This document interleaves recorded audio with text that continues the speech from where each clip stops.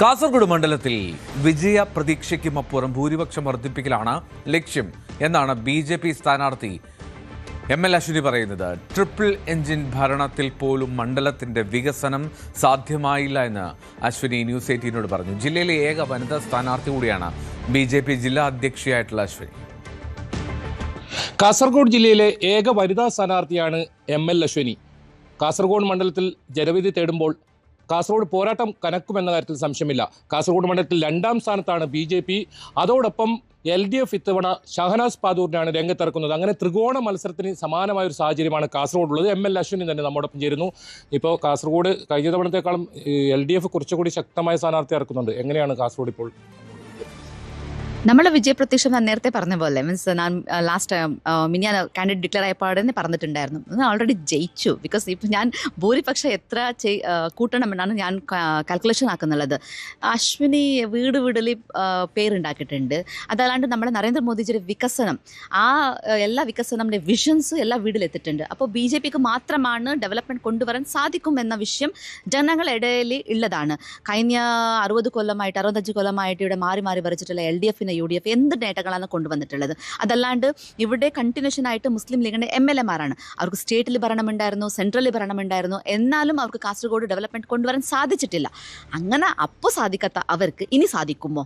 അപ്പോൾ അത് ജനങ്ങളുടെ ഇടയിൽ ഒരു ബിഗ് ക്വസ്റ്റ്യൻ മാർക്കാണ്. If they need a development for the Kasaragod, better to choose eligible party. Means NDA choose ആക്കി കഴിഞ്ഞെങ്കിൽ തീർച്ചയായിട്ടും ഡെവലപ്മെൻറ്റ് ഇവിടെ കാസർഗോഡിൽ ഉണ്ടാവും. അതിർത്തി ജില്ല കൂടിയാണ് കർണാടക. ഏറ്റവും കൂടുതൽ ഭാഷാ ന്യൂനപക്ഷങ്ങളുടെ സാധ്യതയാണ്. അത് അശ്വിനി ഗുണം ചെയ്യും. തീർച്ചയായിട്ടും നമുക്ക് അവിടെ K. സുരേന്ദ്രേട്ടൻ കുറേ വർഷമായിട്ടാണ് ഇവിടെ വർക്ക് എടുക്കുന്നുള്ളത്. അപ്പോൾ എല്ലാ വീട്ടിലും സുരേന്ദ്രേട്ടൻ ആരാണെന്ന് എല്ലാം ഒരു ചെറിയ കൊച്ചുക്കും അറിയാം. അതേപോലെ ആ വേവ് ഇങ്ങോട്ടും ഉണ്ട്. അപ്പോൾ അങ്ങോട്ട് നമ്മൾ എക്സ് സ്റ്റേറ്റ് പ്രസിഡന്റ് മത്സരിക്കുമ്പോൾ, ഇവിടെ ജില്ലാ അധ്യക്ഷൻ മത്സരിക്കുമ്പോൾ അതൊരു വേവ് ഈ ഭാഗത്ത് ഉണ്ട്. AK മൊഷറഫിൻ്റെ ഒരു ആരോപണം എന്ന് വെച്ചാൽ കർണാടകയിൽ നിന്നും ആളുകളെ കൊണ്ടുവന്ന് വ്യാപകമായ വോട്ടുകൾ ചേർക്കുന്നു BJP എന്നാണ്. അതിനെങ്ങനെയാണ് കാണുന്നത്?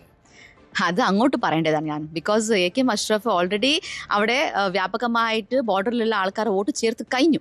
നമ്മൾക്ക് വോട്ടർ പട്ടി പരിശോധിക്കുമ്പോൾ ചില റെസിഡൻഷ്യൽ അഡ്രസ്സ് കിട്ടുന്നില്ല. ഇത് എവിടെ നിന്ന് വന്നു നമ്മൾ പരിശോധിക്കുമ്പോൾ ഏതോ ഒരു റെസിഡൻസ് സർട്ടിഫിക്കറ്റ് കൊടുത്തിട്ട് അവർ വോട്ട് ചേർത്തിട്ടുണ്ട്. ഇത് നമ്മൾ അതിൻ്റെ പിന്നാലെയാണ് ഉണ്ടായത്. ബിക്കോസ് അത് ഈ ബോർഡറിലുള്ള ആൾക്കാരെ വോട്ട് ചേർത്തിട്ടുള്ളത്. പക്ഷേ നമ്മൾ അങ്ങനെ ഒന്നും ചെയ്യാൻ പോയിട്ടില്ല. Because we people are very genuine and നമുക്ക് നമ്മൾ മഞ്ചേശ്വരം ഭാഗത്തുള്ള ആൾക്കാർ വോട്ട് മാത്രം മതിയാണ്. ബിക്കോസ് ഇത് മഞ്ചേശ്വരം കോൺസ്റ്റിറ്റ്യുവൻസിൻ്റെ ഇലക്ഷനാണ്. അല്ലാണ്ട് തൊട്ടടുത്തുള്ള കർണാടകേൻ്റെ ആൾക്കാർ കൊണ്ടുവന്നിട്ട് ഇവിടെ വോട്ട് ചേർപ്പിച്ചിട്ടായിട്ട് അവരെ വോട്ട് എടുത്തിട്ട് ജയിക്കുന്ന ഒരു അവസ്ഥക്ക് നമ്മൾ എത്തിയിട്ടില്ല. ബട്ട് മുസ്ലിം ലീഗ് ഓൾറെഡി എത്തിയിട്ടുണ്ട്. കാലകാലമായിട്ട് അവർ അത് തന്നെ ചെയ്യുന്നുള്ളത്. അപ്പോൾ അവർക്ക് ഈ പ്രാവശ്യം പേടിയുള്ളത് കൊണ്ട് ഇനിയും ജാസ്തി ചെയ്തിട്ടുണ്ട്.